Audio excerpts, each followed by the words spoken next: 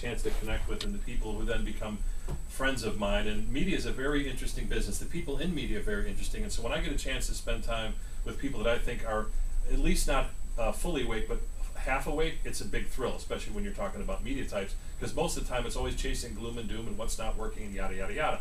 But Jennifer Weigel has always been someone who has either written a book about how to be a fully awake because of loss in her life.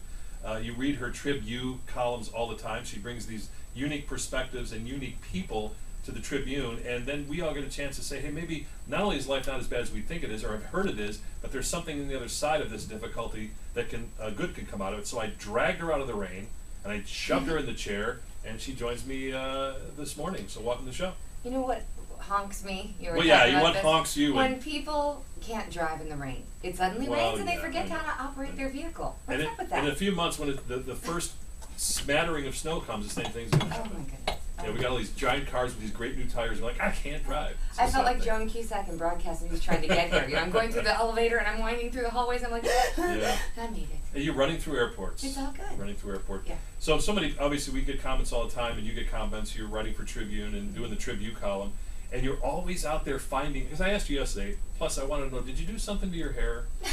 Because to me, I bought a straight iron. I don't know why that's so shocking. Yeah, I mean, most of your hair, because most time your hair is like it's way out there. Yeah, thanks. Yeah. Thanks. I mean, not way out there bad, but just like it's. And I know you're not supposed to say about hair, but I noticed you. Anyway, thanks. No problem. People can watch it later on CLTV when I go talk about today's problem no problem column. We call that a segue. Thank you very You're much. welcome. Yes. No, I have to get out in the world, John, to get my stories. Everybody says, how do you find these stories? And you do an interview with somebody and then they say, have you met somebody? Have you met this person?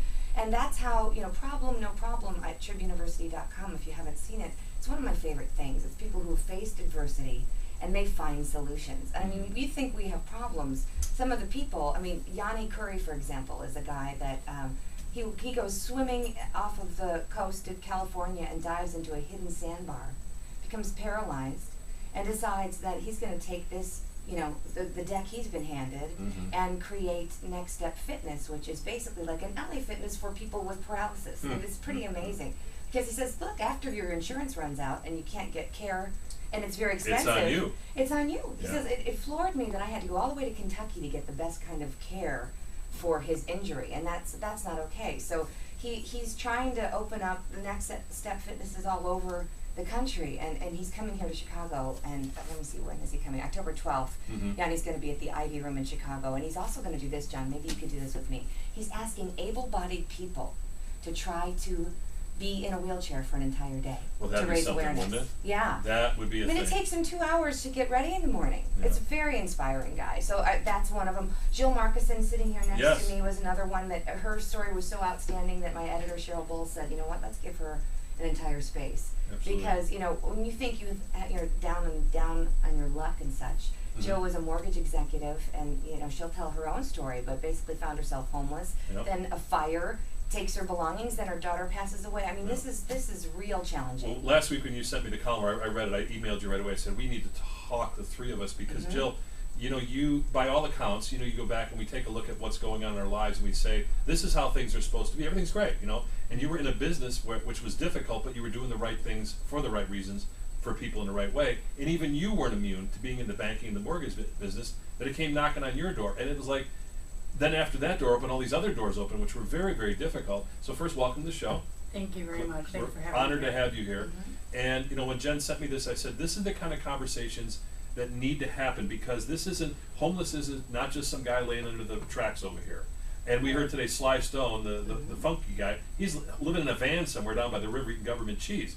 Those are the things we hear about. What we don't hear about are the people like you, did everything right, work in your job, take care of your family, and still adversity knocks on your door. Right. Difficult to handle. It is. It was very difficult. And what people don't realize is it does affect everyone. It's not your traditional homeless that are out there. Do you have any idea what the average age for homeless in DuPage County is? Take a stab. 38. No, 8. 8? 8 years old? Is the average age for homeless in DuPage County. So the awareness is out there. When we went through what we went through. So so you were working as a mortgage broker, and you thought you were safe because your boss said you were safe. Yeah, we had a meeting just the week before, And the day before, they said, no, everything's fine, The we're doing day okay. before. Yeah. The day before. We're good. And you Yeah. said that the lender that you worked for was very aware of whether they gave loans to someone. If they asked too many questions at the closing, you told me they would stop It was the a closing. conscious lender, yes. Yeah. There was a lender with a heart. They Mhm. they didn't qualify you based on your arm. They qualified you based on what your payment would be after the arm. Mhm. So they did it for the right reasons. Right. They weren't out just to make a buck Mhm. like, unfortunately, some of the lenders were. But the day before they said, we're good to go, We're and good you to came go. in the next day and you weren't. And there were boxes all over. Mm. And it was, what was sad is they filed bankruptcy that morning. Oh, So there was no severance, I mean, we never, as to this day, we still haven't received the pay that was owed to us up to that day. How long ago was this? So this was in April of 2007. Okay, so here we are all these years later, never got the severance or any kind of compensation for that. And then you find, you live on what you have, and next thing you know, things are getting really difficult for you. Right. I think I realized that things were tough when we were in our third week without lights. No lights. You're No living in lights. a house. And what are your kids doing? You've got kids in the house. You have no lights. Wasn't it around the holidays? We did the best we could. We Yeah. have an extremely supportive family Right. and group of friends, so we made it work.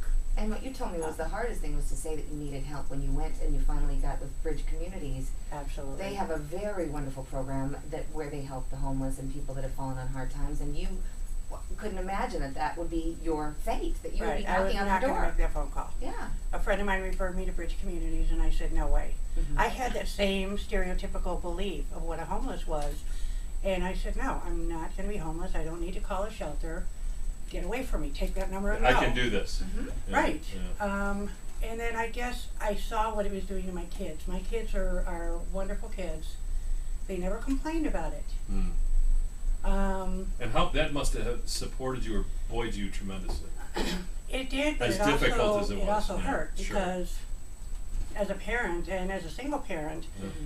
you feel like you do everything you can for your kids, Yeah. and I felt like a failure. Yeah. I felt I was letting them down. Yeah. That's what prompted me to finally make that phone call. Mhm.